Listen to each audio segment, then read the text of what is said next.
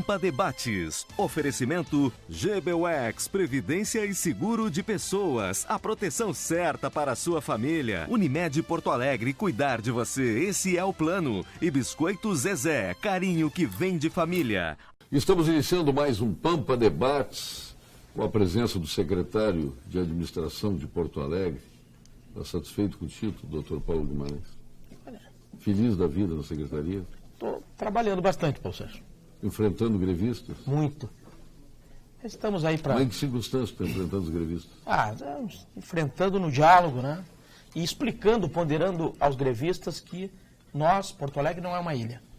Nós também estamos aí à mercê dessa crise nacional na economia e lutando muito para poder cumprir com os pagamentos. Porto Alegre paga a folha em dia. É bom deixar claro para o telespectador. Paga em dia. E a tua sorte que tem o Fortunati como chefe, né? Muito bom chefe. Muito bom chefe. Fortunati e Melo. Muito bom. Deputado Thiago Cima. Prazer estar aqui comigo, mais uma vez nessa bancada seleta. Reforçar aqui a posição do secretário, no sentido de que essa posição do prefeito Fortunati, a Prefeitura Municipal, é uma postura bastante coerente e principalmente sensível às necessidades dos servidores, né? Só para complementar, secretário, nós temos em torno de 570 prefeituras no Brasil que não pagam a folha em dia, né? Então, dentro de um cenário de uma recessão profunda como vive o Brasil, né? Com o próprio Estado aqui sem pagar, parcelando o salário em 6, 7 vezes, a Prefeitura ofereceu uma reposição de quase 9%. Mais de 9%. Quase 10%. Eu acho que está mais do que na medida. E tem uma coisa que tem que salientar quando fala em prefeituras, a Prefeitura do Rio está bem, que está mal é o Estado do Rio de Janeiro. Né? É verdade. A Prefeitura está com salários em dia, né? Tá controlada. E o nosso presidente da Lide Sul, o nosso querido amigo Eduardo Fernandes, com Z, Fernandes, né? Que comanda o nosso grupo de líderes empresariais aqui do Estado. Prazer tê-lo aqui. Prazer é meu, te agradeço por estar aqui, agradeço por estar nessa mesa renomadas pessoas, Bruno, Amilcar, secretário Paulo, Thiago. O que eles colocaram, acho que é bastante relevante ressaltar que os gastos públicos estão cada vez mais complicados. Então, a gastança do Estado, ela já chegou num ponto onde a gente não consegue mais, a sociedade não tem mais de onde tirar. Então, essas iniciativas que estão sendo feitas pela Prefeitura, de colocar, de fazer os repasses alinhados com aquilo do que a sociedade está propondo, a iniciativa privada, ela também tem exatamente esse Mas é isso que quer neutralizar o governador Sartori, tem que ser entendido. Não tem dinheiro para pagar quem está aí, não tem dinheiro para admitir forçosamente. Ele tem que fazer uma melhoria na segurança pública, é onde ele vai abrir uma brecha no que está correto. Então, tem que tomar uma iniciativa na segurança pública. Essa iniciativa está sendo tomada com a contratação de novos profissionais. Amanhã sai o pacote de segurança pública do Estado com a admissão de novos policiais civis e novos brigadianos. Só que isso tem um limite, não tem mais, a população aumenta sobremaneira, quem paga a conta não suporta mais pagar esta conta, como tu disseste, e cada vez menos pagam a conta. Essa que é a verdade. Então não tem. Aí agora estou vendo que tem um concurso para o Ministério Público, para promotor de justiça. Não sei o que estão fazendo. Não tem condições, vamos trabalhar com o que nós temos. E esquece o resto. Vamos parar de admitir pessoas porque não tem como pagar. Já não tem como pagar os que estão aí. Mas tenho o prazer de receber aqui dois conterrâneos que nos abandonaram, entre tantos que nos abandonaram. O nosso querido amigo, que é historiador e escritor, o Amilcar Dávila de Melo, que está hoje apresentando o livro, vai amanhã autografar o livro que nós apresentamos ontem aqui no programa. É um prazer imenso tê-lo aqui. Obrigado, Paulo Sérgio. De Santana do Livramento para o mundo. E é bom que se diga, tá? Gaúcho não abandona a peleia nem com a pólvora molhada. É verdade. Então estamos aqui firmes. Mas tu abandonou, tu te mandou para Santa Catarina. Não, sou embaixador. Então, cara de mau gosto. Sou embaixador da Tu é um cara de mau gosto, foi você da fronteiras. E o Bruno Stiger também, prazer tê-lo aqui, Prazer Bruno. também, muito obrigado pela O oportunidade. teu irmão está aí, o Stiger, nosso querido amigo, Está escondido jornalista. lá, não sabe mais agora ficar na frente da câmera, acho que está assustado. Não. É como ele é da casa aqui, né? Ele está dando Tá oportunidade. Está dando oportunidade para os catarinas aqui se ensinando. apresentar. É isso aí.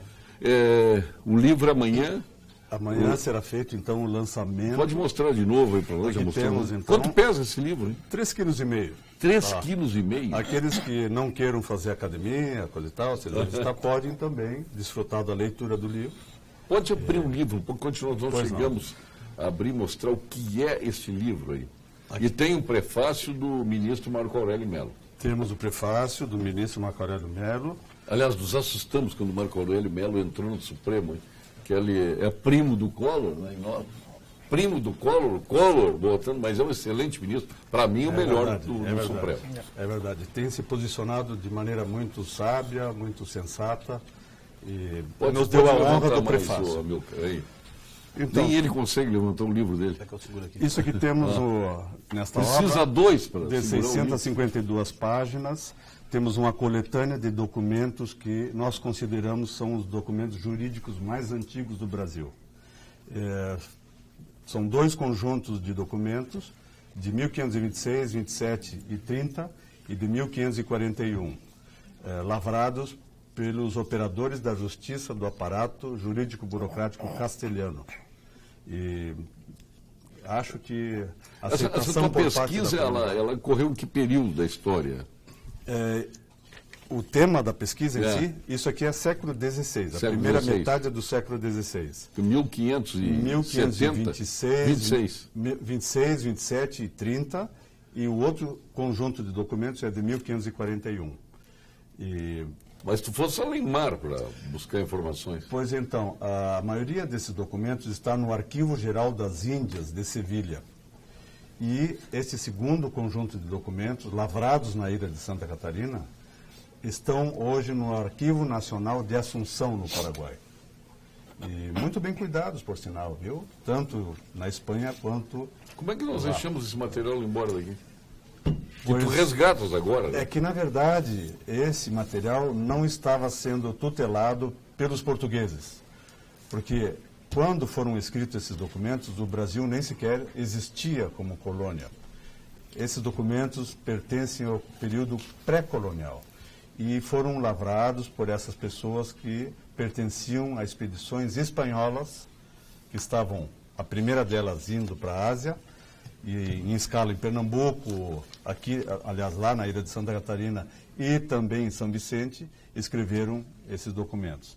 E o segundo conjunto de documentos, esse de 1541, foram escritos pelos administradores do governo de Álvar Núñez Cabeça de Vaca, que era um explorador, conquistador espanhol de trajetória notável, quando foi governador, primeiro governador oficial da ilha de Santa Catarina. Então, a aceitação por parte da comunidade jurídica e por interessados em história em geral tem sido muito boa. Parabéns. Muito bom. O Bruno Stiger, na tua frente tem outros 3 livros que acabaram dando origem a esse, né? Mas prazer tê-lo aqui, Bruno. Prazer é todo meu, muito obrigado pela oportunidade. Outro que nos abandonou. Como gaúcho, eu não abandonei, na realidade nós fomos abrir novas fronteiras, num lugar com um pouco mais de praia, mais tranquilidade. Uns foram abrir com a agricultura e pelo oeste catarinense, subindo o resto do Brasil. E vocês pela cultura, não dá para falar muito cultura. Tu estava naquele casamento lá em Jurerê, não? Não fui convidado. Ah, não fosse? Não fui convidado porque nós estávamos trabalhando para fazer esse livro do nosso próprio bolso, sem nenhum incentivo. Não teve incentivo da Rouanet? Foi todo um trabalho nosso, da luta do Mico, de muitos anos, que conheço meu amigo de mais de 30 anos. Nem LIC, nem Rouanet, nada? Não tem nenhum incentivo aí. Tudo trabalho exclusivo. Mas é possível fazer alguma coisa na cultura sem sem lei Rouanet e LIC? A maioria das pessoas... É assim, acho que do jeito com que o Mico faz e o caminho que a gente achou, isso é uma coisa bem interessante, porque a maioria das pessoas com que a gente tem falado em livrarias no Brasil inteiro e outras pessoas que ficam admiradas pelo livro, dizem assim, é muita coragem lançar um livro desse tamanho, com esse peso. E o outro ainda pesa mais ainda. Sim, porque são 3 volumes. São 3 volumes, né? É verdade. E um desbravamento mesmo. Porque é impressionante. A iniciativa privada, Fernandes, se nós olharmos aí, ela é tão corrupta quanto a pública ou mais corrupta. E não se faz nada sem incentivos do BNDES, sem Fundopem, é tudo mamando na teta gorda dos governantes fracos, que fraquejam frente à corrupção. E na cultura é a mesma coisa, tudo é mamando. Tem que ter, é importante, se fôssemos honestos e decentes. Como não somos, quando surgem investimentos como esse, para marcar a história do país, senão ela seria desperdiçada com o passar dos anos, vê que nós temos parte no Paraguai, parte em Portugal, e tu foste buscar. E com recursos e por iniciativa própria, tem que ter o nosso reconhecimento. Obrigado. Vamos agora às informações do Conselho Regional de Engenharia e Agronomia do Rio Grande do Sul. O meu conselho, o CREA-RS. CREA-RS em Foco. Você sabe por que a anotação de responsabilidade técnica faz tanta diferença? Porque tem a RT. E onde tem RT, tem um profissional cuidando para tudo dar certo. Isto é bom para quem contrata a obra ou o serviço, que ganha mais segurança. E também para o próprio profissional, que pode comprovar sua experiência através de uma RT que tenha eficácia e o reconhecimento da sociedade. Conselho Regional de Engenharia e Agronomia do Rio Grande do Sul. Valorização e defesa da área tecnológica. Lembrando que a Unicred é a instituição financeira cooperativa que acredita que realizar é estar junto. Por isso, está sempre ao seu lado, transformando investimentos em resultados e oferecendo as melhores soluções. Você pode transformar oportunidades em grandes conquistas. Quando você coopera com a Unicred, todo mundo coopera a seu favor. Unicred, mais valor para você. E vamos ao Conselho de Arquitetura e Urbanismo do Rio Grande do Sul, CAU-RS, com a boa notícia. A boa notícia do dia. Oferecimento CAU-RS, Conselho de Arquitetura e Urbanismo do Rio Grande do Sul. No dia 30 de junho, o Instituto TOMI, OTAC e a Oxonobel vão anunciar os 3 vencedores do Prêmio de Arquitetura 2016. Os 10 projetos selecionados serão expostos e reunidos em uma publicação. Foram 119 os projetos inscritos, provenientes de 18 estados brasileiros. O prêmio contempla trabalhos recentes produzidos por arquitetos brasileiros com até 45 anos de idade, ou estrangeiros residentes no país há pelo menos 2 anos. A cada ano, 10 projetos são selecionados para integrar uma exposição, e 3 deles são premiados com viagens internacionais a fim de discutir diferentes tipologias, técnicas construtivas e configurações urbanas. E agora chegou o momento saúde, aqui no Pampa Debates com a doutora Fernanda Casarotto, médica oncologista da equipe do doutor Gilberto Schwartzman. Fale, doutora. Boa tarde, eu sou a doutora Fernanda Casarotto, médica oncologista do Instituto de Oncologia Cabo. O melanoma cutâneo é um tipo de câncer de pele que tem origem nas células que produzem a melanina, a substância que determina a cor da pele. Essa doença predomina em adultos brancos e é a mais grave forma de câncer de pele. O prognóstico desse tipo de câncer pode ser considerado bom se detectado nos estadios iniciais. Nos últimos anos, houve uma grande melhora na sobrevida dos pacientes com melanoma, principalmente devido à detecção precoce do tumor. Sempre é importante lembrar de medidas recomendadas para a proteção da pele. Uso de filtro solar no mínimo fator 15, chapéus e roupas com mangas, evitar a exposição solar entre 10 e 16 horas, além de tomar precaução redobrada quando perto de água, areia ou neve, pois eles refletem os raios solares. Procure um oncologista. Obrigado, doutora Fernanda. Deputado Thiago Simão, LDO aprovada, tudo nos conformes, houve muito trabalho para o senhor estava ao lado, claro, do governador Sartori para as necessidades das diretrizes orçamentárias. Houve algum tipo de conflito na Assembleia Legislativa? Foi tudo aprovado com tranquilidade? Não, foi tudo aprovado com tranquilidade. Eu participo da Comissão de Finanças e foi bem, desde o ano passado, o governador Sartori vem sedimentando essa cultura de responsabilidade fiscal. Ou seja, muito do que nós estamos colhendo agora é justamente fruto de uma política irresponsável de endividamento, de expansão do gasto público. Durante muitos anos, a nível federal e também aqui no Estado, se criou uma cultura de que a expansão do gasto público ela promoveria o desenvolvimento. E, na verdade, a expansão do gasto público não promove desenvolvimento. Ela promove mais gasto público, mais inflação, mais juro, né? Esse déficit fiscal que foi, a nível federal, toda essa irresponsabilidade com um déficit gigantesco foi o principal causador dessa recessão que nós estamos vivendo. Então, o governador Sartori, ele justamente através da LDO do ano passado e desse ano, que ela eliminou aquelas estimativas de receita fictícias, não é, que existiam e que nunca se cumpriam. Por exemplo, a questão do pagamento das estradas, algumas benfeitorias do governo do meu pai, realizadas há 30 anos atrás, que nunca foram pagas, né?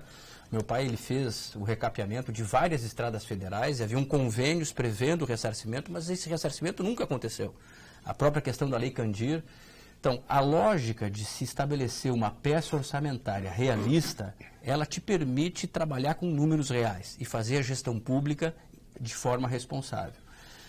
A partir disso é que se trabalhou a questão do congelamento do custeio e o congelamento da folha de servidores. Nesses 2 anos, o que a maioria da base, Paulo, entendeu, porque não havia outra alternativa para o Estado. A sociedade inteira percebeu que o Rio Grande do Sul atravessou o período mais grave da sua história financeira, e o Rio Grande do Sul ele vem num desequilíbrio estrutural fortíssimo. Tu conhece bem a questão previdenciária, a questão da dívida, né? Nós temos uma dívida extremamente injusta. O Estado contraiu 9 bilhões, pagou 25 e deve 52, ou seja, a gente paga o juro e não amortiza, né? Então, se iniciou um trabalho para a renegociação dessa dívida, que na verdade nada mais é do que o primeiro passo por uma repactuação federativa. Agora, tudo começa com responsabilidade fiscal, e essa LDO é justamente um espelho disso. Parabéns lá para a Assembleia Legislativa. Acho que essa harmonia dos poderes é fundamental, especialmente que, mais do que nunca, nós precisamos ter harmonia para resolver os problemas do país e do Estado. Mas, remetendo agora ao município, hoje eu passei lá na Prefeitura, indo para a Federação e depois fui para a Fieres, para a reunião na Fieres, e estava ali aquela cantoria que quase me enlouqueceu outro dia. Eu não sei como aquele pessoal trabalha no antigo edifício da Companhia União de Seguros Gerais ali. Eu fui na EGR e as salas do presidente, dos diretores, dão para o Largo dos Medeiros, não dão para o Largo da Prefeitura. E aquelas cantorias, aliás, horrorosas cantorias, e quem canta, aliás, canta muito mal, se ao menos cantasse bem, aquilo é para enlouquecer qualquer um. Pararam as cantorias, secretário? Paulo Sérgio, na verdade, essas cantorias estão havendo, né? Hoje teve um pouco de cantoria lá na janela do prefeito, inclusive, mas eu quero dizer um dado. Eles não sabem que o prefeito não está lá. Mas eu quero dar um dado, Paulo Sérgio. Essa greve de Porto Alegre é uma minoria que está fazendo. É bom deixar bem claro. A Assembleia, a última que teve, que rejeitou a nossa proposta, tinha 400 servidores. 190 queriam que terminasse a greve e 210 queriam que continuasse. Isso num percentual de 22 mil servidores é nada, é ínfimo. Eu acho, Paulo Sérgio, já contribuindo aqui com as... O que eles cantam lá, doutor? Cantam diversas músicas, né? Fazem coro com o nome do... Chegasse a decorar alguma, não? Não, eu não paro para ouvir, Paulo Sérgio. Eu respeito muito os servidores, mas eu acho que nós temos que tratar essa questão do reajuste, do dissídio da categoria com responsabilidade. O governo é muito responsável na questão das finanças, nas questões que trata orçamento, enfim. Só para te teres uma ideia, Paulo Sérgio, o deputado Simão falou de 500 e poucos municípios, são centenas de municípios com 570. Dificuldade. 570 com parcelamento e atraso de salários. São 17 estados da Federação Brasileira com atraso e parcelamento de salários. Eu quero dizer para vocês que a arrecadação federal teve um recorde, uma queda recorde nesses últimos tempos, como jamais, desde o início do século XX, na verdade, em 1923. Então, veja, nós temos dificuldades. Porto Alegre recebe, a sua receita total de Porto Alegre, Paulo Sérgio, 75% da receita são transferências da União e do Estado. Apenas 25% da receita é própria, que são arrecadações com ITBI, IPTU, ISS. E essas arrecadações, é bom deixar claro, para que todos entendam, elas caíram. Elas caíram. Porque com esse desemprego que beira hoje a 13 milhões... acaba-se o quê? Deixando-se de se pagar 13 impostos. mais quantos que no Fome Zero aí? Não. Na Bolsa Família, mais 30 14. milhões que não estão produzindo. Não estão produzindo nada. Paulo Sérgio, veja E então... ganham R$77 por mês. Exatamente. Que agora então, vai aumentar, o do Temer vai aumentar em que? Mais 11%, né? E Porto Alegre, a gente tem que deixar bem claro, o Estado, a União, nós temos outros problemas que não é só o servidor.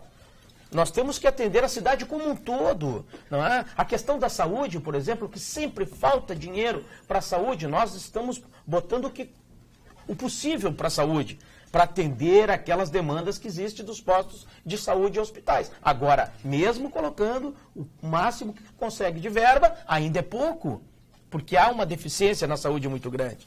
Então, Paulo Sérgio, eu acho que a economia ela está com um pane nacional. Temos que deixar bem claro, não é um problema do Estado e de Porto Alegre, é nacional. O senhor é empresário, eu vi que o senhor escreveu segurança, saúde e educação, o tripé de qualquer governo, mas se está mandando aqui o telespectador, que é o Marcelo de Cachoeira, ele botou cópia de um jornal americano, de uma manchete, e de um jornal do Rio de Janeiro. Do jornal americano de Boston, ele botou polícia elogiada por presidente dos Estados Unidos e homenageada com aplauso da população americana por matar um terrorista. Aqui no Brasil, polícia será investigada pelos direitos humanos e Ministério Público pela morte do maior traficante do Rio de Janeiro. Como é que o senhor empresário que paga seus impostos aí corretamente vê uma situação como essa? Eu acho que, Paulo, o grande problema hoje do Estado, o grande problema nacional é a segurança. Aqui no Rio Grande Virou a segurança? Virou a segurança. Mas hoje as pessoas têm medo de sair nas ruas, as pessoas têm medo, e isso acaba implicando em problemas na economia, porque as pessoas não saem para a rua, acabam não indo a restaurantes, acabam não indo às lojas, e acaba isso se refletindo em todo o entorno. Eu acho que existe uma deturpação muito grande, às vezes até das mídias, e de colocar a polícia como o causador do problema. Na verdade, a justiça, ela coloca A Constituição de 88 criminalizou a polícia. Exatamente. Deu uma força incomensurável para o Ministério Público e a polícia, os direitos, o avanço dos direitos humanos. E eu não vejo... O policial mata um bandido, ofende um bandido, a primeira coisa, tira a arma dele, recolhe o quartel e vai responder inquérito. Se ele não fizer nada, é melhor para ele do que se ele fizer. Claro, a omissão, então, a omissão é premiada. É melhor, exatamente. E a omissão é premiada em muitas... A covardia é premiada. Olha a inversão de valores, né? O policial, por exemplo, nos Estados Unidos, um oficial, ele é a representação do Estado, ok? Quando, no momento em que ele determina algo para alguém, ou dá uma voz de prisão, ou para mesmo um veículo, ali é a representação do Estado, ele é respeitado. Aqui o policial é desrespeitado a todo momento. Quer dizer, está tudo invertido, né? Tolerância zero, não. Meu Deus do céu, Mas, o policial deveria ser respeitado. Paulo, será que isso não é um problema dos valores morais e éticos Com certeza, que se aconteceram em também. todo... E houve um enfraquecimento, tem que se dizer isso, e não se pode esconder isso. Houve um enfraquecimento das instituições. Houve um enfraquecimento, não sei a quem interessa o enfraquecimento das instituições, mas houve. Quais as instituições? Diversas instituições. A polícia, por exemplo. A polícia. Houve enfraquecimento da polícia em função da Constituição de 88. Aonde se viu um bandido envolveu-se num tiroteio com o policial. O bandido é visitado pelos direitos humanos e a família do policial, ou o policial não. É a inversão dos valores. Senhores, o Rio Grande quer ouvi-los. Santa Catarina também, né? Tem catarinense aqui, entre elas a minha mulher. Né? Como é que vocês estão vendo essa questão da segurança? Olha, Porque a das cidades mais violentas que tem hoje no Brasil é Porto Alegre. Sim. Se não é a segunda mais violenta. O Estado é a mesma coisa. Tem uma coisa que é a parte psicológica também, que também para o país de uma certa forma. As pessoas não saem mais, você não movimenta a economia de uma certa forma. Também. Dá pena os restaurantes. eu me inscrevi, À noite não tem vazios os restaurantes. Eu me inscrevi como voluntário das Olimpíadas e fui chamado, fiz os testes e passei para as duas, tanto para a Olimpíada como a Paralimpíada. E eu acabei cancelando há um mês atrás a minha participação, porque muito assustado com as notícias do Rio, muito assustado mesmo. Eu comecei a conversar com pessoas do Rio de Janeiro, o deslocamento que eu tinha que fazer, eu ia ficar no Botafogo e ia trabalhar na Barra, e acabei saindo fora porque me senti com muito medo de ir para o Rio de Janeiro. Tem uma mensagem aqui do João Círtulo, de Caxias do Sul. Os governos deveriam fiscalizar melhor os recursos destinados aos programas sociais, pois tem ONG demais, sugando verbos de setores que são mais necessários, como a segurança, saúde e educação. O que se criou de ONG nesses últimos anos aí nos governos petistas é uma coisa impressionante. Né? Queria só assim... Aliás, eu quero aproveitar para mandar um abraço para o governador Rigoto, que perdeu a sua mãe, a dona Julieta, né? E nós lamentamos muito, nossa assídua telespectadora. Então, um grande abraço aqui ao governador Rigoto, que é participante assíduo aqui do programa. Então, estamos solidários a ele. Ele, segunda-feira, participou do programa, estava muito chocado, porque a mãe hospitalizada estava dando sinais de piora na sua saúde. E perdeu a mãe, o governador Rigoto, e nós perdemos uma grande amiga aqui no Pampa Debate, uma amiga do Rio Grande do Sul. Então, um grande abraço aí. E, Paulo, eu queria só contribuir para esse debate, trazendo assim, é claro que as soluções exigidas pela sociedade são de curto prazo. Né? Essa semana nós fizemos um debate muito profícuo na Assembleia Legislativa, com a presença do vice-prefeito e do secretário de Segurança, onde foram abordadas uma série de situações. Primeiro, a legislação penal e processual penal extremamente branda. O secretário de Segurança trouxe casos de pessoas presas 82 vezes. Prende e solta, ou seja, você tem aí um sistema onde a polícia cumpre o seu papel, não é? Prende o cara e o judiciário solta logo depois. Enfim, se trouxe uma série de situações, por exemplo, a importância da guarda municipal, ela reposicionar o seu papel e passar a exercer uma função não somente de proteção do patrimônio público, mas também de policiamento ostensivo. Né? Inclusive, aos parques da cidade. Isso, além dos patrimônios, ela exerceu um papel, a guarda armada e treinada para fazer abordagem no policiamento ostensivo. Se tivermos um guarda municipal em cada praça de Porto Alegre, já ajudaríamos em muito. Exatamente.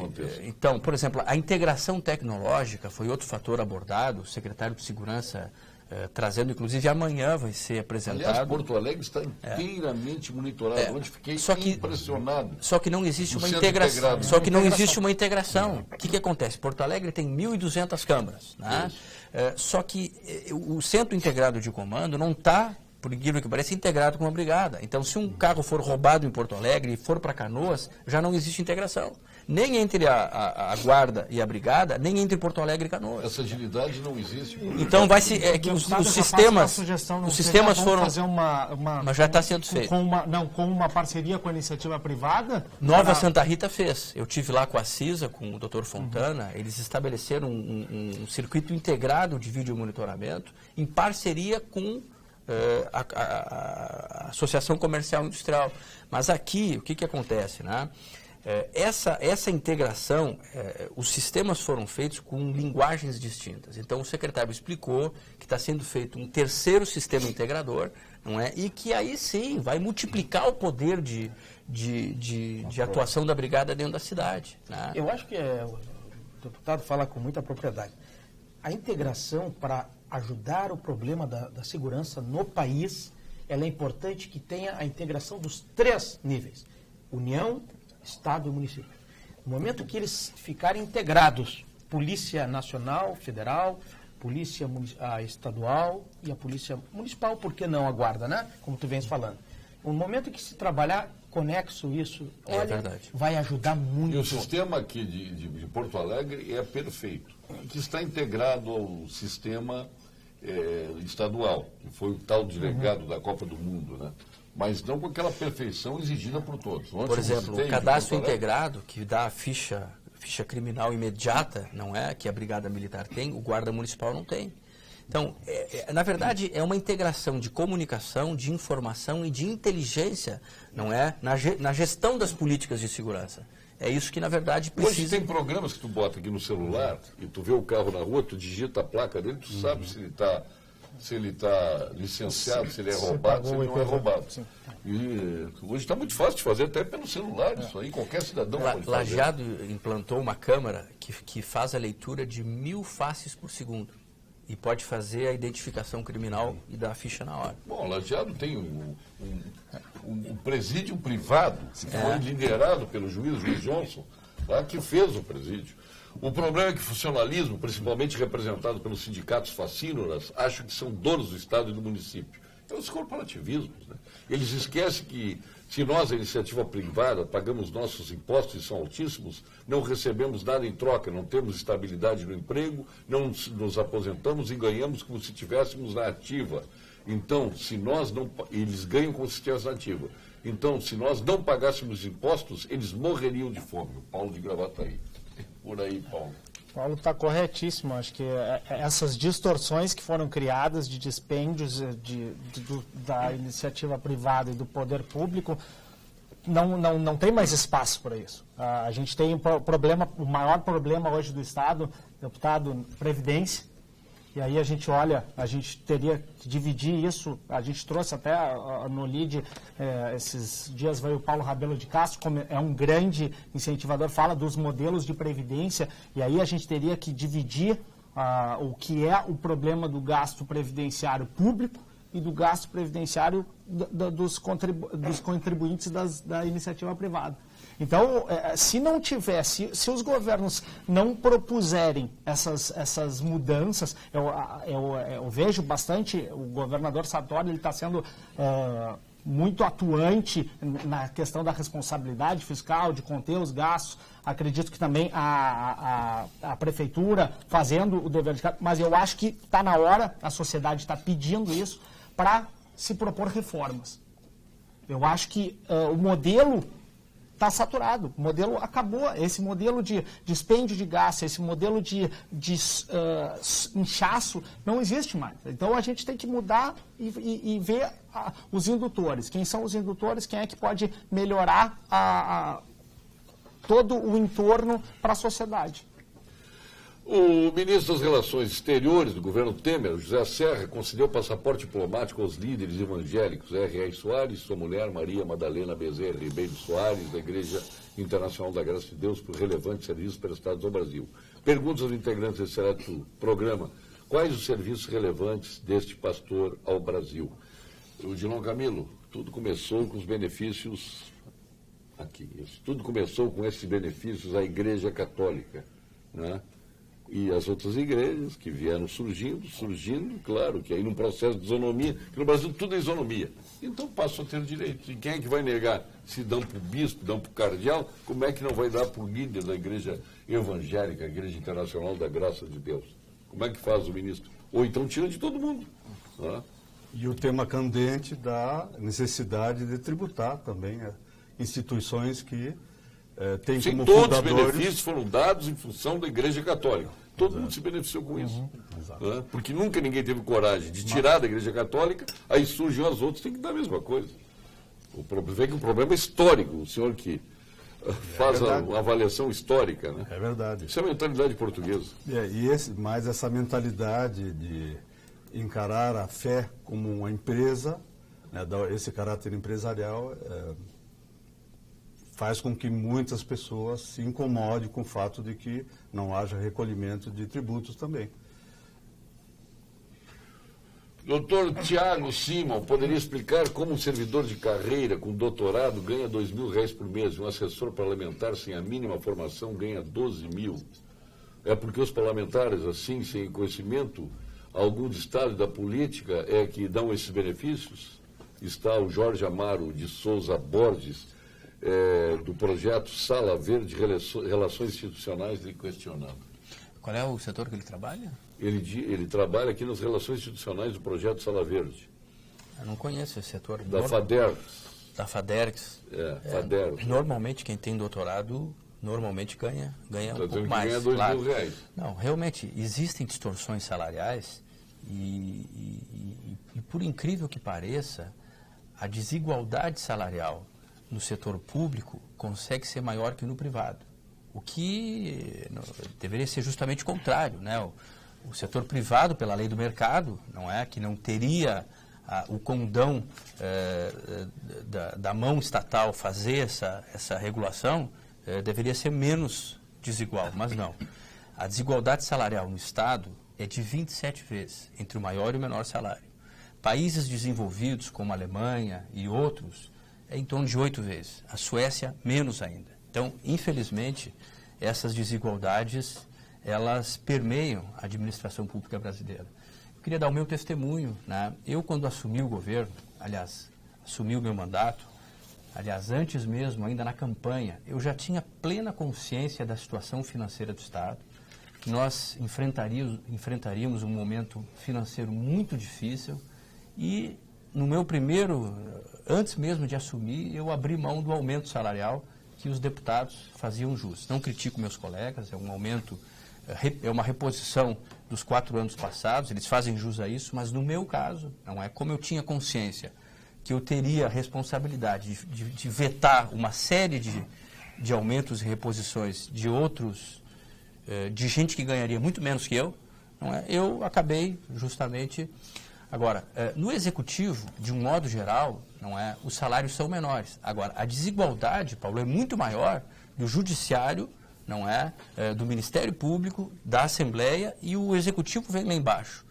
Eu queria dar só um dado, assim, porque realmente, normalmente, tudo estoura ou na Assembleia ou no executivo, né? Mas tem um dado, e eu quero dizer, assim, meu respeito, meu profundo respeito pela instituição do Judiciário, do Ministério Público, da Defensoria. Tu falaste muito bem a importância, não é, num momento de tensionamento, de corporativismo acirrado, a importância de nós alimentarmos a harmonia entre os poderes, isso é muito importante, mas eu fiz uma crítica e vou sustentar ela.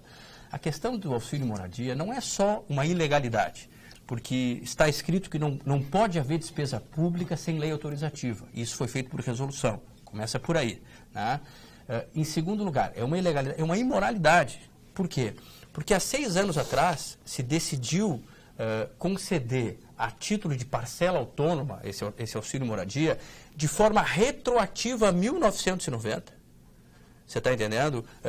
Fazendo uma equivalência ao auxílio moradia dos senadores e deputados. Só que os senadores e deputados que moravam em Brasília, 99% deles saíam do seu estado e iam morar lá. Eles não tinham residência. Aqui não, a maioria tem residência própria. Sabe quanto é que custou isso? Sabe quanto é que custou nos últimos 6 anos esse pagamento retroativo? 503 milhões, mais de R$500 bilhão. Você sabe quanto é que o Estado investiu no ano passado inteiro em saúde, educação, segurança e infraestrutura? 450 milhões. Eu acho que eu respondo. Eu acho que isso aí, esse assunto é incrível e tem que ser debatido.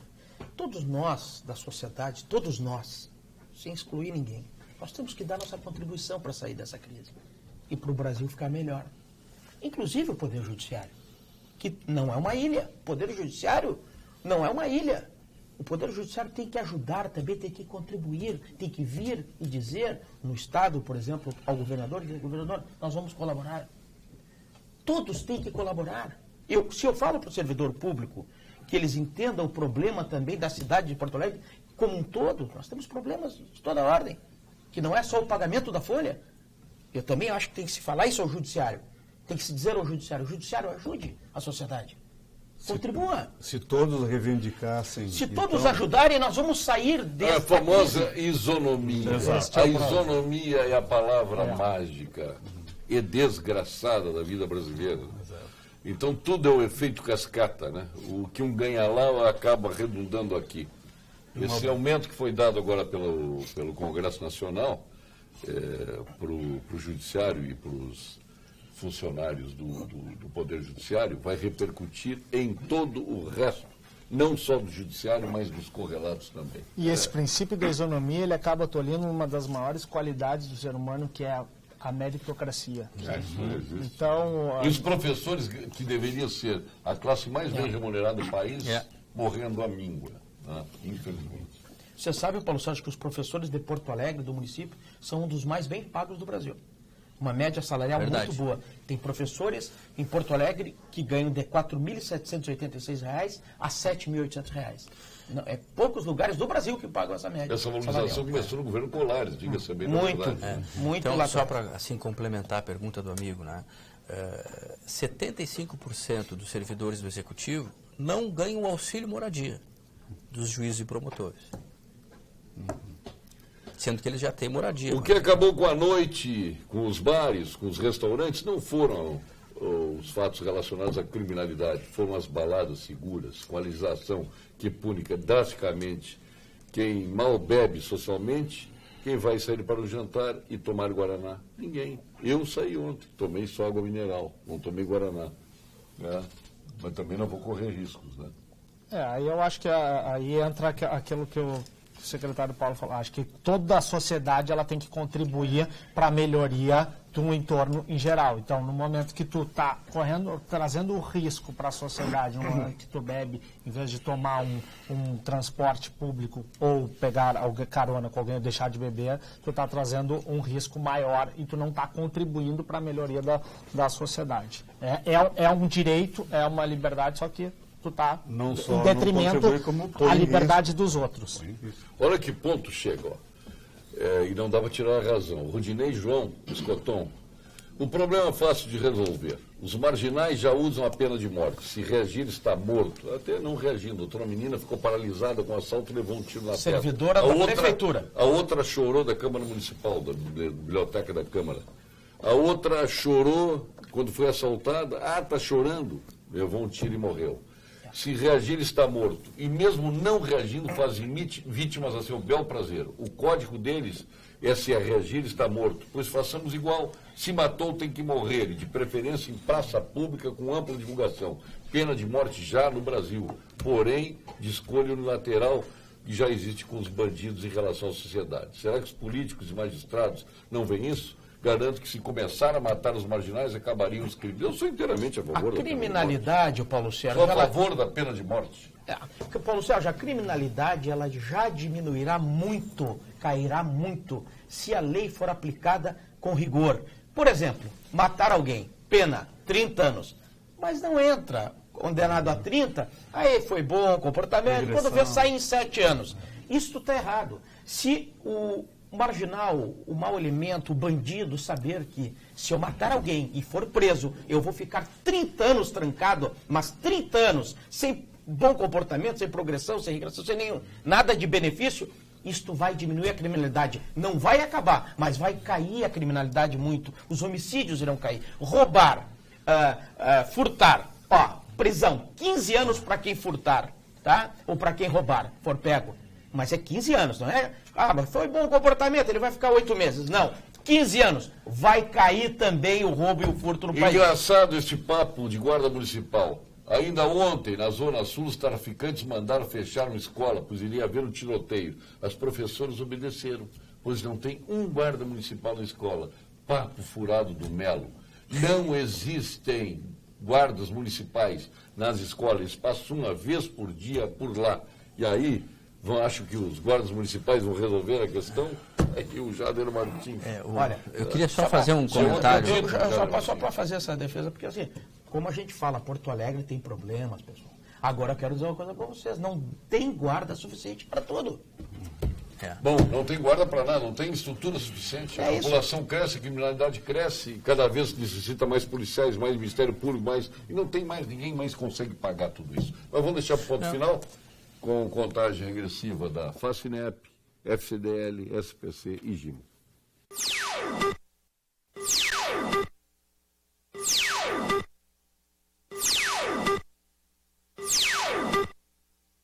Ponto final.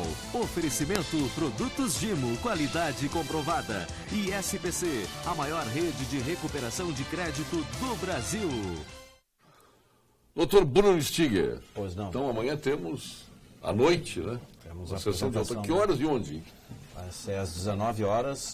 Perdão, a partir das 17h30. Desculpe. 17h30. A partir das 17h30. Onde? Na Rua Uruguai, 240, terceiro andar, que é justamente o escritório, espaço cultural da Castro Osório Pedrassani e advogados associados que generosamente oferecerão, então, a oportunidade da gente mostrar. Qual é? Repita o endereço. É Rua Uruguai 240, terceiro andar. A partir das 17h30. 17h30. E vai até encerrar. Não precisamente, até às 21 horas aproximadamente. E o livro, quem não for sessão de autógrafo, consegue comprar onde? Ele poderá nas ter boas acesso casas à do nossa ramo. obra, nas melhores livrarias da cidade e do país e também no site, na nossa loja virtual, que é a tecoa.orbes.com.br. Que é a tua editora. Que é a nossa editora. Nossa, não. De todos nós. Eu sou teu sócio, não sabia. Por que não? Seja bem-vindo. Seja bem-vindo. Vamos representar ele aqui em Porto Alegre. O Amilcar, que é o... Qual é o valor do livro? Ele tem como preço de capa R$650. 650. Mas algumas livrarias, as livrarias fazem preço, claro, promoções e... O que é um preço compatível à qualidade do livro, né? Na loja virtual, R$440. Na loja virtual está R$440. E amanhã será preço de ocasião R$300. R$300 amanhã? R$300 amanhã. Olha aí. E hoje? Hoje podemos conversar. Mas, sucesso amanhã. Muito obrigado. Repetindo, Rua Uruguai 240, terceiro andar, a partir das 17h30. Os primórdios da justiça no Brasil. Isso aí, meus amigos, para consulta, para palestras, é um ingrediente a mais, né, a esse livro aí, que é obrigatório ter em qualquer biblioteca, especialmente os advogados. Advogado que não tiver isso, Paulo Guimarães, quando eu tocar, se não tiver um livro desse, tu vai conversar comigo. É verdade. Como meu afilhado. Vou comprar. Pode ter certeza que eu vou adquirir esse livro. Isso é uma obra. Doutor Eduardo Fernandes, nosso líder da LID Sul, nosso presidente da LID Sul. Te agradecer novamente aqui pelo convite. Eu acho que um assunto também que a gente acabou não debatendo, mas eu só ressaltar, é a Lava Jato. Mais debatida que está lá. Eu acho que é o grande, talvez seja a grande diferença. Thiago já chega aqui e já não me fala mais em Lava Jato. Eu acho que esse é o assunto, talvez, porque ele é muito falado, talvez ele vai ser a grande mudança do que a gente conversou ali. Existem muitos, o problema não é só do poder público, o problema também é dos empresários que corromperam. Então, esse modelo de negócio de conluio, onde alguns só ganham e em detrimento ao mercado inteiro, e aí o deputado Thiago falou aqui... Tu pega o Dallagnol lá com a Oi, essa iniciativa privada pura, eu tenho um funcionário público envolvido naquilo. Então, eu não sei o que houve com esse episódio lá do Dallagnol, lá das falcatruas que prejudicou milhares de acionistas minoritários da antiga CRT. Parado, onde é que está esse assunto? Esse modelo... Ninguém mais fala, ele foi solto. Exato. Eu acho que essas investigações... É o privado roubando o privado, é uma coisa impressionante. Está aí a Oi quebrar, aí fala em privatização. Privatizaram a CRT, virou no que é Oi. Eu acho, só discordando um pouco, eu acho que teve a mão do Estado ali também, na Oi, quando teve os processos de privatização, onde teve as vendas para grupos interessados. Mal feitas. Uma regulação também. Né? E aí o deputado colocou aqui das distorções de salários no poder público são maiores que da iniciativa privada, exatamente mostrando que... Se a gente mudar essa cabeça, mudar essas situações, e aí a iniciativa privada como grande indutor do crescimento da economia em geral, com ótimos gestores públicos, a gente vai ter um desenvolvimento do Estado. E eu acho que aqui a cabeça do deputado está de acordo, a cabeça do secretário também. Então a gente tem que ver dessa forma. Tem que ver o Estado como um bem para a sociedade, não para bens próprios. Doutor Paulo Guimarães, secretário de Administração da capital gaúcha. Paulo Sérgio, eu quero me dirigir aos servidores municipais, aos milhares, que o governo compreende e respeita o desejo dos servidores de querer ter uma melhor condição salarial. Agora, eu peço a reflexão dos servidores e que use o bom senso para que nós possamos dar um bom atendimento à população. Porque é a população de Porto Alegre que paga os impostos e paga os salários de todos vocês. Então eu peço o bom senso que impere. Hoje o prefeito recebeu os servidores e fez que levasse a proposta amanhã na Assembleia para que aceitem e deem um fim a essa greve, que nós não queremos que prejudique quem? Aquele que está na ponta, que é a população que paga os impostos em dia, deixar bem claro. Doutor Tiago Simon, nosso deputado estadual. O ponto antigo e o ponto final. Queria dizer o seguinte, a democracia é o Estado a serviço do cidadão, né? Em última instância é isso. E o Estado brasileiro, concordo contigo, tem que passar por uma profunda reforma. Ele é caro, oneroso, lento e presta um serviço de má qualidade. Teria inúmeros exemplos para sustentar essa tese. Enquanto isso, nós temos inúmeras prefeituras, principalmente as de menor porte. Eu cito, por exemplo, eu presido a Comissão de Educação, o município de Feliz. Um excelente trabalho em termos de educação, é o município com o maior grau de alfabetização do Brasil, 99,7%. Né? Então, nós temos excelentes gestores, excelentes prefeitos, excelentes lideranças e muitas vezes não são reconhecidos. Né? Então, eu queria só comentar essa questão que tu trouxeste da Lava Jato. A Lava Jato é muito importante. Realmente ela está estabelecendo um novo paradigma de justiça para todos no Brasil. O preiteiro, político, né? E principalmente se essas 10 medidas contra a corrupção forem aprovadas, porque aí nós vamos ter uma legislação, não é, anticorrupção de verdade no Brasil. Porque hoje, aliás, com a pena, com a prisão na segunda instância, isso já é uma revolução. Agora, a Itália teve uma grande operação a mãos limpas, ela botou 3 mil pessoas na cadeia, passou e a corrupção continuou. Então, na verdade, Paulo, a gente tem que desenvolver a capacidade de controle social sobre o Estado, não é, de transparência.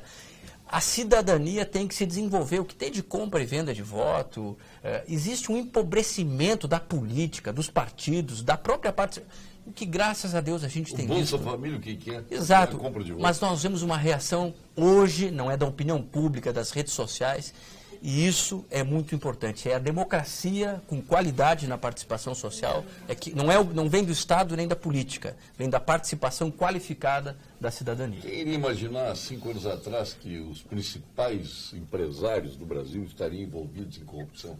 Os principais empresários, Banco Safra, Odebrecht e tantos outros, Odebrecht. Bom, aí pega todos os empreiteiros.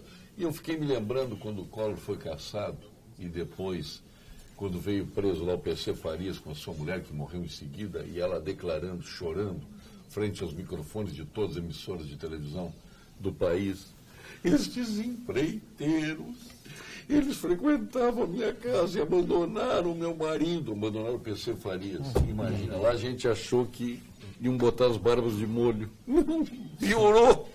Por caçar um presidente por rapinagem do dinheiro, que não existe dinheiro público, o dinheiro privado entregue na mão do público para administrar. Não tem dinheiro privado público.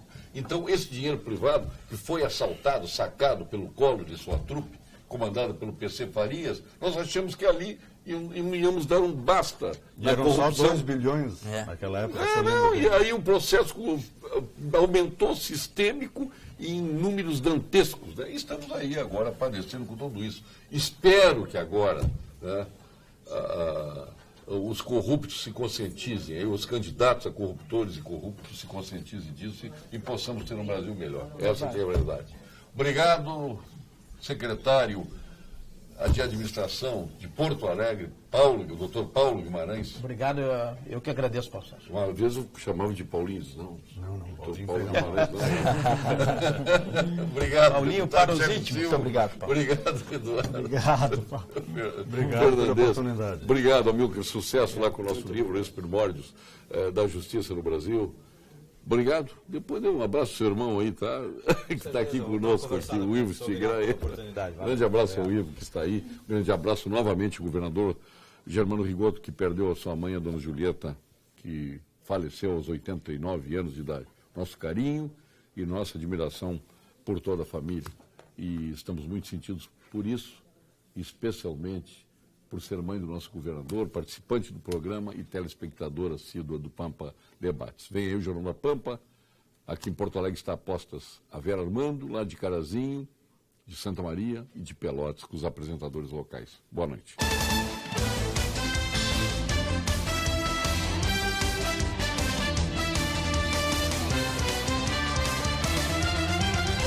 Pampa Debates. Oferecimento GBUX, Previdência e Seguro de Pessoas. A proteção certa para a sua família. Unimed Porto Alegre, cuidar de você. Esse é o plano. E Biscoito Zezé, carinho que vem de família.